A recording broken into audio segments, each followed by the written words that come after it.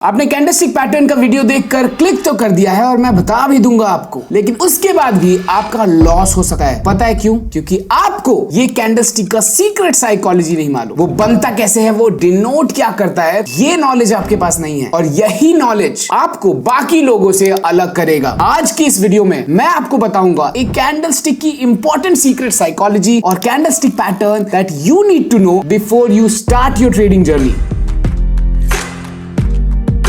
Alright, let's understand. Patterns के बारे में जानने से पहले ये जानना बहुत जरूरी है कि कैंडल के पार्ट्स क्या क्या होते हैं। तो देखो, प्राइमरी कैंडल के 4 पार्ट्स होते हैं: ओपन, क्लोज, हाई, लो। एक एग्जांपल की हेल्प से समझते हैं। एक स्टॉक है जिसका प्राइस 100 रुपया है, 9:15 हो गया है, मार्केट ओपन हो गया है, कैंडल्स बनना स्टार्ट होता है 100 रुपए पर। यही है उसका ओपन प्राइस, मतलब 100 रुपए में पहला ट्रेड होना चालू हो गया है। पहले प्राइस नीचे जाता है 90 तक, फिर वो ऊपर आता है 120 तक, ऐसे 330 तक। जब तक मार्केट ओपन है तब तक ये काम होते रहता है, ये चलते रहता है। ये क्या डिनोट करता है? ये डिनोट करता है कि लोग वहां पे खरीद रहे हैं और वहां पे बेच रहे हैं, मतलब वहां पे ट्रांजैक्शंस हो रहे हैं। फिर 330 पर 110 पर आकर प्राइस रुक जाता है। वो कैंडल कुछ ऐसा बनेगा। इसमें 120 को हाई कहेंगे क्योंकि उस दिन सबसे हाईएस्ट प्राइस जो ट्रेड हुआ था वो था 120 रुपया, और 110 को क्लोजिंग प्राइस कहेंगे क्योंकि 330 पर 110 पे ट्रेड हुआ है, मतलब लास्ट ट्रांजैक्शन जो लास्ट ट्रेड हुआ है वो 110 रुपए पे हुआ है, जो कि 330 पर हुआ है। इसीलिए 110 हमारा बन जाता है क्लोजिंग प्राइस।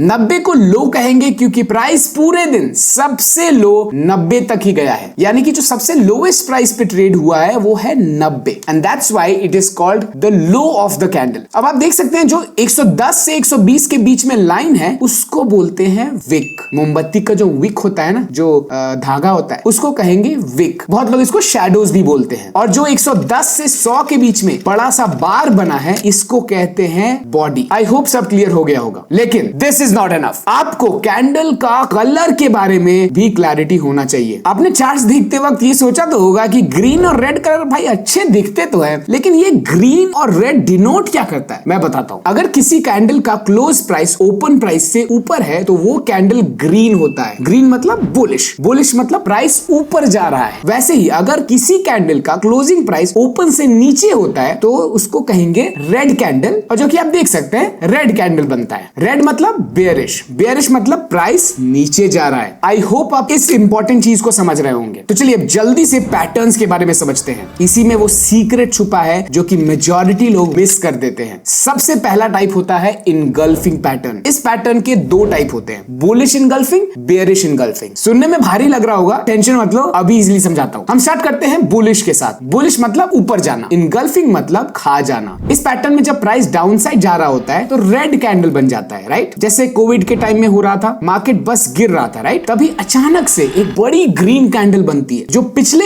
एक रेड कैंडल को पूरा खा जाती है, पूरा कवर कर जाती है। उसको कहते हैं बुलिश इनगल्फिंग पैटर्न। अब ये पैटर्न डिनोट क्या करता है ये भी तो जानना जरूरी है। तो देखो, बुलिश इनगल्फिंग ये डिनोट करता है कि जब प्राइस बेयरिश था या सेलर के कंट्रोल में था तभी अचानक से बायर्स ने काउंटर अटैक किया, काउंटर अटैक करके रिकवरी कर लिया, इंडिकेटिंग कि प्राइस ऊपर जाने वाला है। दैट्स इट, ज्यादा कॉम्प्लिकेट नहीं करेंगे। तो देखो, फिर आता है बियरिश इनगल्फिंग पैटर्न, मतलब जब प्राइस अपसाइड मूव कर रहा होता है, ग्रीन कैंडल्स बनती रहती है, राइट? तभी अचानक से एक बड़ी रेड कैंडल बनती है जो पिछले एक ग्रीन कैंडल को पूरा खा जाती है, एक बड़े बुलिश कैंडल को पूरा खा जाती है। ये डिनोट करता है कि सेलर्स ने बायर्स से कंट्रोल वापस ले लिया है, और फिर उसके बाद क्या होना है, मार्केट नीचे आना शुरू हो जाता है। इसी को कहते हैं बेयरिश इनगल्फिंग पैटर्न। अगला पैटर्न है हथौड़ा पैटर्न।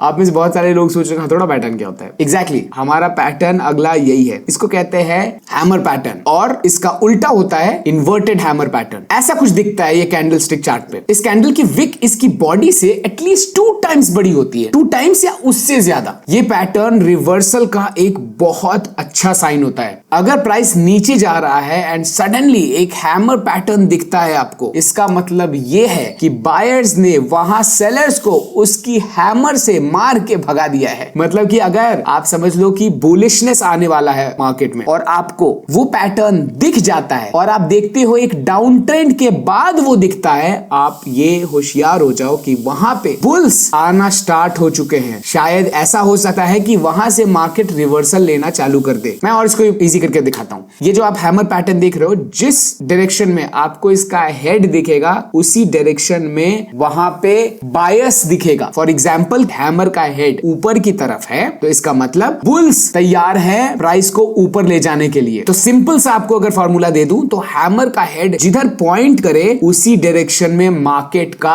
सेंटिमेंट बना हुआ है, मार्केट का बायस बना हुआ है। अगर ऊपर है तो प्राइस ऊपर जा सकता है। सिमिलरली इन्वर्टेड हैमर होता है, प्राइस ऊपर जा रहा होता है, ऊपर जा रहा होता है, राइट। इन्वर्टेड हैमर बन जाए जहां पे हैमर का जो हेड है वो नीचे की तरफ हो तो समझ जाना कि बियर्स का दबदबा चल रहा है, बियर्स प्राइस को नीचे ले जाना चाह रहा है। ये बहुत इंटरेस्टिंग है कि प्राइस का अब डाउनफॉल स्टार्ट हो चुका है, प्राइस गिरना चालू कर चुका है। इन्वर्टेड हैमर बन जाए मतलब सेलर कंट्रोल में आ रहे हैं और मार्केट गिर सकता है, राइट। तो इसका ध्यान आप हमेशा रखना। अगर आप पैटर्न ढूंढ रहे हो तो आप कोशिश ये करना कि जब भी आप हैमर पैटर्न ढूंढ रहे हो तो कोशिश करना बॉटम ऑफ द चार्ट में ढूंढो। जब आप इन्वर्टेड हैमर पैटर्न ढूंढ रहे हो, राइट, तो आप ऊपर चार्ट के ऊपर में फाइंड आउट करो, वहां पे इसका रेलेवेंस बढ़ जाता है। एनीवे, एक और पैटर्न है जो सबसे इंपॉर्टेंट है, तो वीडियो को लास्ट तक जरूर देखना। और लास्ट में एक बोनस टिप है, तो ध्यान से इस चीज को सुनना। तो लास्ट पैटर्न को कहते हैं डोजी। लोग इसको ढंग से रीड नहीं करते हैं इसलिए लॉस कर देते हैं। कुछ ऐसा दिखता है डोजी। देखो,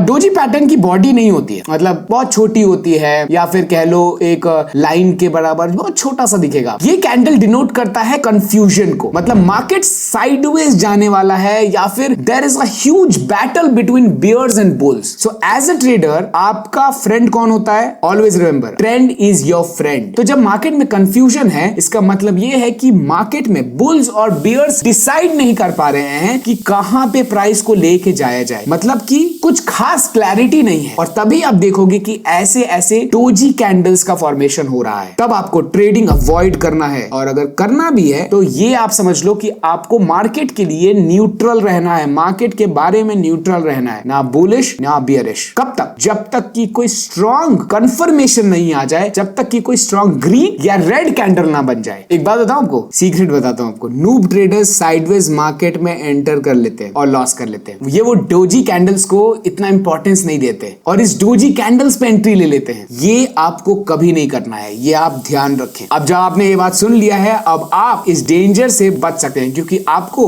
ये पता तो चल गया होगा, राइट, कि डोजी कैंडल एक न्यूट्रल कैंडल है। ये सिर्फ और सिर्फ कंफ्यूजन लेके आता है मार्केट में, और ऐसे मोमेंट में आपको पेशेंस रखना है और ट्रेड में जंप नहीं करना है। अच्छा, अब मैं आपको बताता हूं वो बोनस। देखो, याद रखो, जितने भी कैंडल पैटर्न जो मैंने आपको बताया, राइट, ये सारे candle pattern support and resistance पे इंडिकेटर्स के साथ यूज करोगे ना तो बहुत ज्यादा एक्यूरेसी दिखेगा आपको। इसका रेलेवेंस बढ़ जाता है अचानक से। जैसे कि मैंने आपको बताया था, right, top of the chart में और बॉटम ऑफ द चार्ट में हैमर को यूज करोगे तो उसका रेलेवेंस बढ़ जाता है। क्यों बताया मैंने? क्योंकि एक स्पेसिफिक पॉइंट पे इसको यूज करने से उसका इंपैक्ट ज्यादा होता है, इससे सक्सेसफुल ट्रेड मिलने की प्रोबेबिलिटी बढ़ जाती है। तो ये इंपॉर्टेंट चीज याद रखना कि सपोर्ट एंड रेजिस्टेंस के आसपास ही ये पैटर्न्स को आइडेंटिफाई करने का कोशिश करना। और हाँ, अगर आपको सपोर्ट एंड रेजिस्टेंस के बारे में नहीं मालूम क्या होता है, कैसे ड्रॉ करते हैं, एग्जैक्टली कहां से ड्रॉ किया जाता है, तो ये वाला वीडियो जरूर देख लीजिएगा। उसमें मैंने डिटेल में समझाया था कि कौन सा सपोर्ट एंड रेजिस्टेंस काम करता है, कौन सा नहीं करता है, कहां पे आपको सावधान रहना चाहिए। तो वो वीडियो जाके जरूर देख लीजिएगा। और अभी तो हमने सिर्फ और सिर्फ बेसिक समझा है, बहुत एडवांस लेवल चीजें आने वाली हैं। तो अगर आपको ये सारे एडवांस कॉन्सेप्ट सीखने हैं तो हमारे चैनल को सब्सक्राइब जरूर कर दीजिएगा, और मुझे कमेंट बॉक्स में जरूर बताइए कि आपको वो सारे एडवांस कॉन्सेप्ट्स के बारे में भी जानना है या नहीं। मैं आपके कमेंट का हमेशा वेट करता हूं, और आपका कोई भी डाउट इससे रिलेटेड रहता है तो आप मुझसे कमेंट बॉक्स में पूछिए, मैं आपको रिप्लाई जरूर करूंगा। और अगर आपको मेरा ये इजी टीचिंग स्टाइल पसंद आया हो, आसानी से चीजों को आपको समझ में आया हो, तो हिट द लाइक बटन, ताकि मैं आपके लिए ऐसे ही एजुकेशनल वीडियोस आपके लिए हमेशा लाते रहूं। Anyway, thank you so much for watching. I will see you in the next video. तब तक जाके आप सपोर्ट एंड रेजिस्टेंस वाला वीडियो जरूर देखिए। चलो, बाय बाय।